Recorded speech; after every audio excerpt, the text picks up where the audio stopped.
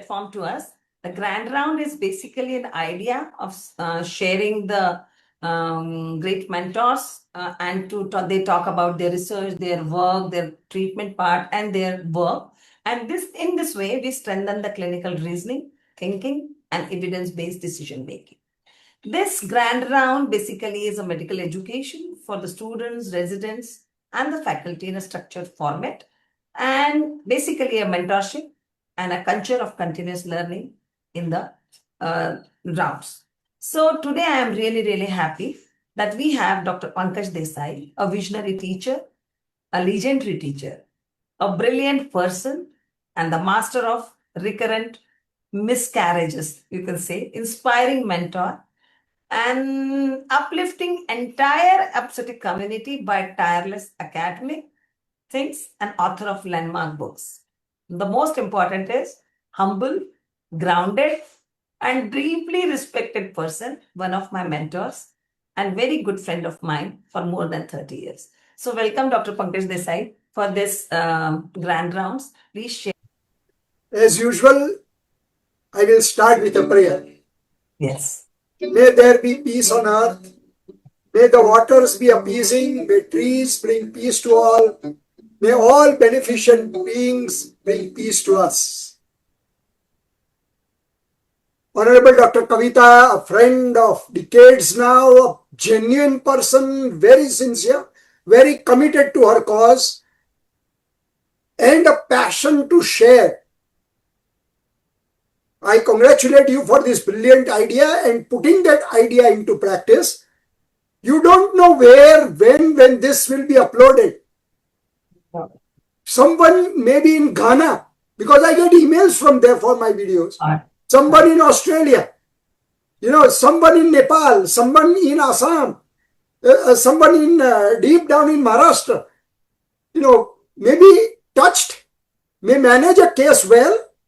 You will not get any material gain, but the blessings that you will get, I realize that when I myself get blessings from, and my problems get sorted out, blessings you can make out from unexpected quarters. Congratulations for this and thank you.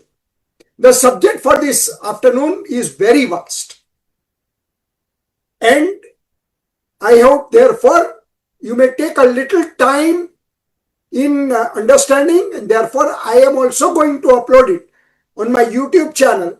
I'll bring this again 2 or 3 times so that the audience can take a photograph and then of this barcode and then put it and apply it, and you will be able to access the channel. Thrombocytopenia in pregnancy, simplifying its complexity. Why I would use this title, and thank you Kawita for accepting it, is because when I was first taught thrombocytopenia, irrespective of pregnancy, by my professors when I was a student, I found it very complex. Then over a period of time, when I started handling cases, I started myself reading about it, learning about it, I realized that no, it is not required to be so complex. And how to make it simple is to yourself as a teacher first digest it and share it. Automatically things become simple. So let us take one by one steps. We all know, as doctors we know, that the normal platelet range for a pregnant woman and for anyone as such is 1,50,000 to 4 lakhs per ml. However, let me tell you this, that anything less than 1,50,000 is to be considered as thrombocytopenia, though clinical features may not appear. So please, this is very important message. 1,20,000 is also thrombocytopenia. Clinical features may not appear, and this will take advantage of in managing cases. Why is this important? Let me make you aware of this. This is the second most common hematological problem throughout the world after anemia in pregnancy. As I told you, I can make it very complex, but that is not the aim of the lecture. I don't want to show off my knowledge. I would be most happy if somebody somewhere after seeing this, is able to handle thrombocytopenia without fear and scientifically. So, we are going to focus on thrombocytopenia from an obstetrician's viewpoint. And there are only three, I repeat, for us, there are only three causes of thrombocytopenia in pregnancy. All practical for us, as Messi has shown. They are gestational thrombocytopenia, immune thrombocytopenia, and thrombocytopenia of preeclampsia. And I'll show you statistically that this covers 99% of all thrombocytopenia that you will encounter your entire life as an obstetrician in pregnancy. You can see here, gestational thrombocytopenia will cover 76%, 20% will be because of preeclampsia, and only 3% will be idiopathic thrombocytopenic purpura. That leaves 1% for the hematologist. We have not to worry for this. Your plate will be taken care of. Diagnosis previously used to be on laboratory. But please understand that thrombocytopenia in pregnancy now relies more on clinical context and timing when it occurs for diagnosis. And you will understand this as the lecture rolls on. But there is something important. There are important thresholds. When the level is less than 1 lakh, evaluate the cause. Less than 50,000, this is a risk, delivery issues, and therefore be aware. 20 to 30,000 is usually ITP. Others don't fall so much. So be prepared. Severe thrombocytopenia is less than 50,000, is rare and hardly 1%. Now let us see about gestational thrombocytopenia. And let us see as a clinical case so that the entire message will roll in accordingly. A 27 years lady, G3P2, at 34 weeks, presents for a platelet count of 1,08,000, less than 1,50,000. She has no clinical complaints. Remember this 1,08,000, it is going to be your guide for a very long time. Rest all were negative. Negative for HIV, hepatitis B virus, hepatitis C, even LFT normal, basic metabolic panel, everything was normal. She is unsure of whether she had any low platelets in her prior pregnancies, but recalls mention of thrombocytopenia by doctors. These are all true to life cases. I have not made them. On physical examination, she is normotensive. Please remember this. Therefore, I have highlighted it. She is normotensive, blood pressure is normal. No rash, no purpura, no petechiae. All these are important. Now, even as I already told you, other investigations are no. Hemoglobin of 11.4. I repeat, a platelet count of 1,08,000, normal prothrombin time and activated partial thromboplastin time, PTA, PTT. Here, please note, her 1,08,000 count has come in third trimester at 34 weeks. Let me remind you this. And why is it important? See this picture. If it occurs in third trimester and the platelet count is more than 1 lakh, this is most likely to be gestational thrombocytopenia. So that will give you the diagnosis. When it has occurred, third trimester. Very good. What is the count? More than 1 lakh. Of course, less than 1 lakh by 50,000. So, most likely this is gestational thrombocytopenia. Fine. If it would have been right from first, then very likely to be ITP. And this distribution I will explain in the next case. Now let us go ahead.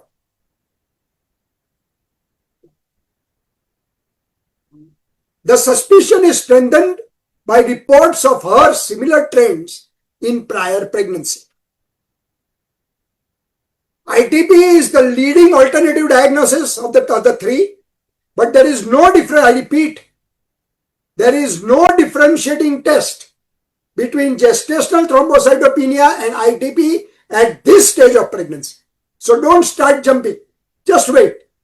So we wait till delivery, after which we will get a confirmation on the pattern of platelet recovery, and I will discuss this with you without making it complex. At 36 weeks, her platelet count fell further to 96,000, but did not precipitate, hovered around 1 lakh. and remains asymptomatic without bleeding. Weekly CBC was done. Remember, it was 1,08,000. It was just fallen to 96,000. She presents in labor at 39 weeks. There's a platelet count of 78,000. This is comfortable for us. I will tell you why. She has come in labor. The labor went very smooth. She delivered vaginally with epidural anesthesia. At 78,000 also, epidural was given. Don't start jumping. 50,000 is a cutoff. They will not give less than 50,000. This was 78,000, so her painless labor advantage she was given off. She had no bleeding complications, and the neonate has a normal platelet count. Please remember this. The neonate had a normal platelet count. So, now the clue comes to differentiate. Delivered now. Now the clue comes to differentiate between whether this was ITP or whether this was gestational thrombocytopenia. From the first day, postpartum day 1 itself, platelets start bounding back. And in your subject also, at the most 48 to 72 hours, and they will start rebounding. So she was discharged very comfortably. At her 6 weeks postpartum visit, her platelet count was 1,87,000. That means there is no thrombocytopenia. On the basis of this, a diagnosis of gestational thrombocytopenia is now confirmed. Had it been ITP, it would not have come back. Please realize. So very simple. Came back to normal. Blood pressure was normal. Remember these words. This is gestational thrombocytopenia. Not to get confused. But then, please expect a similar pattern of thrombocytopenia if she goes in for subsequent pregnancies. CBC monitoring, complete blood count monitoring, including platelets, is not indicated between pregnancies. Please leave her. Let her go home. This is a diagnosis of exclusion. It is confirmed only after a postpartum blood count and reveals a quick recovery to a normal platelet count. As I told you, because it is in the genes, it recurs in the future pregnancy. Now we come to a smaller villain but nuisance villain, idiopathic thrombocytopenic purpura. Once again, I am leaving my access to my YouTube channel so that you can see this lecture there. After, in case you want to, afterward if you require to refer. Now see this subject. 29 years old female, primigravida, at 16 weeks. Remember that, 33 weeks. This is 16 weeks and referred with a platelet count of 58,000. That was 1,08,000. I am going to continuously remind you so that the picture is very clear and you are not afraid. My success, mine and Kawita madam's success will come when you are confident in handling the next case of thrombocytopenia in pregnancy. You will not start jumping this reference, that reference, this. Yes, you will involve them, but you will not start jumping. She denies any bleeding or bruising even at this and no contributory past or family history. So, at 16 weeks, this subject has present with a count less than 1 lakh. What does it mean? It means the same picture I am bringing in. Just here, it is very likely to be an idiopathic thrombocytopenic purpura. Many pregnant patients with ITP, such as this one, do not require any treatment, please. Therefore, I tell, involve other faculties, but do not require any treatment and tolerate platelet count as low as 15,000 to 20,000 per ml. At this stage, no steroids, no IVIG. Many times we are, in our overreaction, we have a tendency to over-treat. Don't do anything, please. At this count, nothing is to be done. She is not going to deliver tomorrow. Nothing is going to happen, please. And the count is comfortable beyond 50,000. Don't be worried. Her CBC is repeated every 4 weeks. As she approaches third trimester, vigilance is increased And specifically she is asked to report if there is any clinically significant bleeding or substantial decline in platelet count, which you will be monitoring as we monitor on our internet. Tell her to come down, increase in frequency of repeat to every 1 to 2 weeks from 4 weeks. Now in this subject, what happened? Her platelet count remained low and was 48,000 at 33 weeks. See, at 16 weeks, 58,000, 17 weeks have passed. Nothing has happened, hardly dropped down to 48,000. She has no bleeding, no hypertension. Should we start prednisolone? This was one of the questions which I was asked on email by someone from Rajasthan. No, nothing is to be done at this stage. Prednisolone is deferred till about 35 weeks when we are preparing for delivery to minimize exposure and maternal side effects. The maternal side effects we all know what we are worried of in prednisolone is aggravated gestational diabetes, hypertension, mood lability, labile moods, or insomnia. So this is possible. So let us take it as close to labor as possible. At 39 weeks, she presents in spontaneous labor. Epidural is placed uneventfully. Epidural is placed and she delivers vaginally without complications. In such cases, if the platelet count has gone less than 50,000, you may have to give platelets. The anesthetist, under the guidance that the anesthetist requires, you may have to administer platelets before administering epidural, because the platelets in circulation will remain for maximum 6 hours, and in that time she will deliver, because you will give epidural only when she goes in active labor. Very simple, as simple as that. Her neonate has a normal platelet count. This is very heartening. And corticosteroids are now tapered off, which we started close to labor at 37 or so, are tapered off over 10 days postpartum.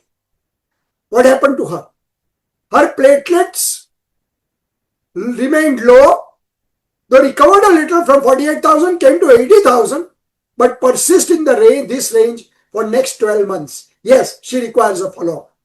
She is now therefore diagnosed with ITP and differentiated from gestational thrombocytopenia. She continued on this without any bleeding or complications or need for any active therapy. ITP is the most common cause of thrombocytopenia as I showed, in the first trimester if she presents, or early second trimester. For 30%, the first diagnosis of ITP is in pregnancy, and very few will resolve fully after delivery, and that will clinch. It doesn't, it lingers on beyond delivery because the cause is different. The intensity of therapy is increased when approaching delivery. As we did in this case, started steroids now. The target platelet count as she approaches delivery should be more than 70,000, as I told you, to allow for epidural. Don't start getting afraid of ITP, it is easy to handle. First line therapy in pregnancy are corticosteroids and IV immunoglobulin. I can call them, both of them, as lifesaver for subjects with ITP. Prednisolone is usually deferred until about 35-36 weeks, as was done in that case. Once started, it is continued until spontaneous delivery, then tapered off if the platelet count touches 20,000 and beyond. Yes, that's enough. 20,000 and beyond, stop it. The choice of corticosteroids is limited to prednisone, which appears only in small amounts in cord blood, and therefore we prefer prednisone over dexamethasone. The dosage, for those of you who are keen to know, is 0.5 to 2 milligram per kilogram per day, and the total dose, however, is capped at 75 to 80 milligram per day. What about IVIG? IVIG has many therapeutic effects that ease thrombocytopenia. Total dose for those students, and Dr. Kawita madam goes to medical college, so this will help her or help her students. Total doses of 0.4 to 2 grams per kilogram can be administered in divided doses over 1 to 5 days. That's all. It will come around. Treatment is more challenging in the refractory patients with low platelet count. And this I have seen in medical colleges. You being in medical college, it is possible that you may encounter this someday. Treatment is more challenging because if the patients are refractory and platelet count remains low, what should we do? That is where number 2 drugs come in. They are also good enough, but a little less. And I will tell you what they are. Azathioprine, cyclosporine, and rituximab. This name might be new for you. A small word on this soon. Each has a response rate of 40 to 50%. Onset of response takes several weeks, thus unlikely to be effective for delivery management. There, those 2 kings only will come in, prednisone and IVIG. Because you will start this as second line of management and not first. A word about rituximab, because Dr. Kawita madam has made me attracted to it, and she is teaching, so maybe someday she may require this. Rituximab, what is it? It's a monoclonal antibody medication originally used to treat specific cancers and now to these autoimmune conditions. Data is scanty, but it has, papers are there and they are not discouraging. I will say they are encouraging. Now we come to the last challenge. We have seen ITP and gestational thrombocytopenia. We now come to the last challenge, and that is thrombocytopenia in preeclampsia. The last time in the lecture, I am putting this so that if you want to access it later on lecture, take a photograph and then you put it on the net and you will be able to go straight in. Now see this subject. 36 years lady, second gravida, 33 weeks, referred for platelet count of 1,13,000. First case 1,08,000. This is 1,13,000. ITP, much as this comes at 33 weeks. Prior platelet counts were normal. Now please. Reports no bleeding or bruising but a speedal edema. Note this, every word is important. Not cooked up cases, they are true to life cases.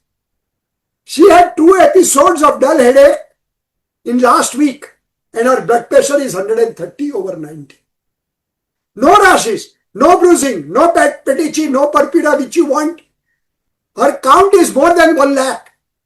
So we come to this picture again. The count of more than 1 lakh, but this time she has blood pressure more. The first case did not have hypertension. She has, and that differentiates the two. This may, the previous one, treatment was by and large delivery. Here also it will be delivery, but here you may require some medical help. Here the count was 1,30,000 and occurred in 3rd trimester. Her blood pressure separated it from the first, the gestational thrombocytopenia. Her LDH was normal, bilirubin just borderline, raised to 1.4. Retic count was raised. I am introducing the second new word for you after rituximab. Her ADMTS level, ADMTS 13 level was sent. What is ADMTS 13? I will tell you. Rest other were by and large normal. Heptoglobulin less than 10 milligrams. Retic count 5.9%, but that was expected.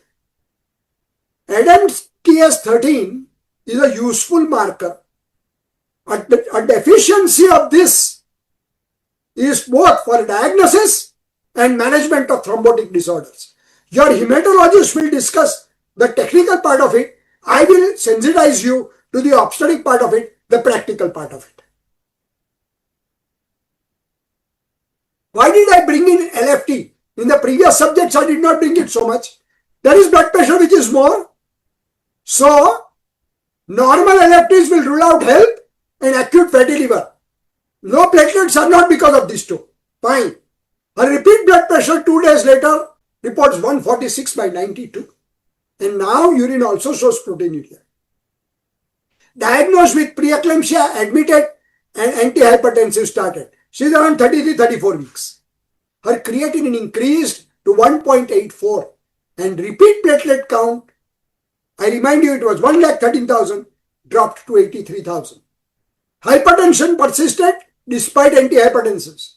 So at 34 weeks, the labor was induced.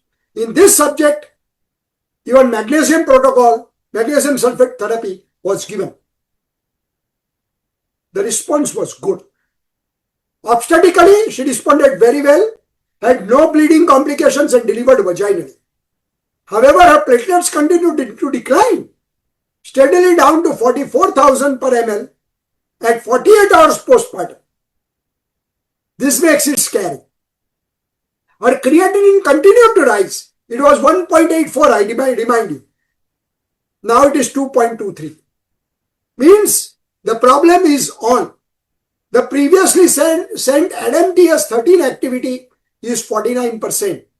Now normal is between 50% and 160%.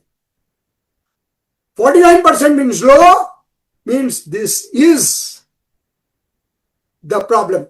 The platelets are getting beaten up. Although hypertension and laboratory abnormalities did not resolve immediately after, the progression of platelet abnormalities was unusual. And in this case, one new thing I am introducing you to, and that is drug eculizumab was started.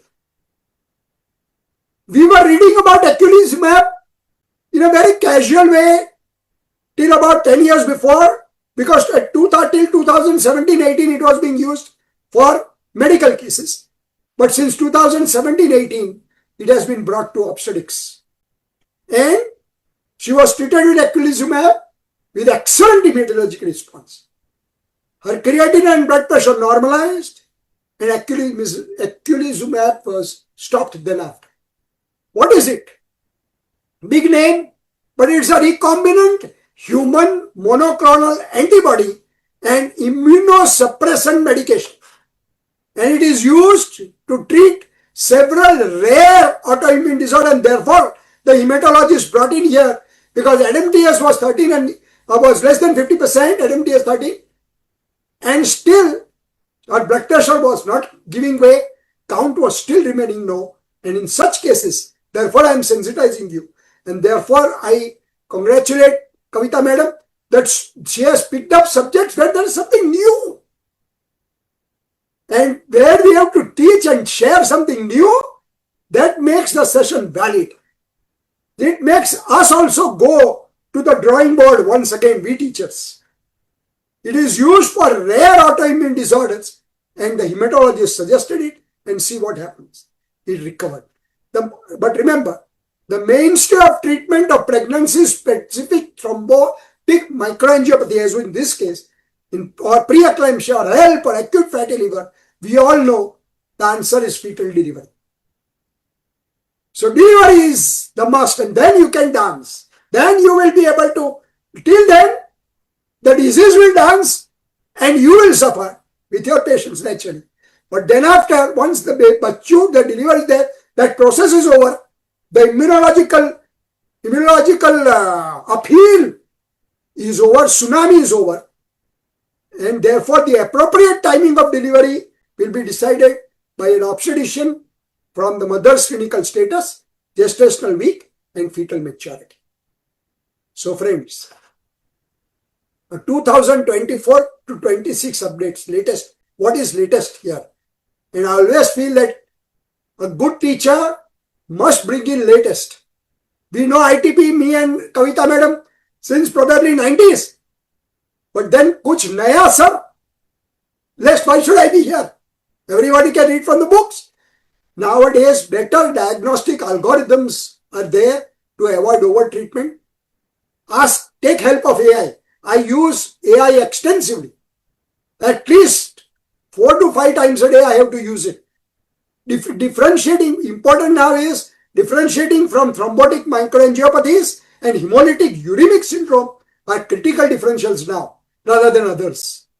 Emphasis on multidisciplinary care, and therefore I told you please involve your other friends, but know basically what is fundamentally clear for you from an obstetrician's viewpoint, and avoid unnecessary platelet transfusions. The cases which I have told you will make you very confident. I'll finish in the 30 minutes which I have been given. I am at 28 minutes, 33 seconds. I will take only 1.5 minutes more. I know it's a very scary condition. First thing your response is you jump. Don't, please. Strike back with science. Beat your fear with science. And how can you be scientific? Being alert of what is happening, just as in these patients. We saw clinically how alertly we identified. Because you can identify it correctly, in full command, very well informed by such sessions, and keep reading so that you can continue to garner blessings of humanity and mankind.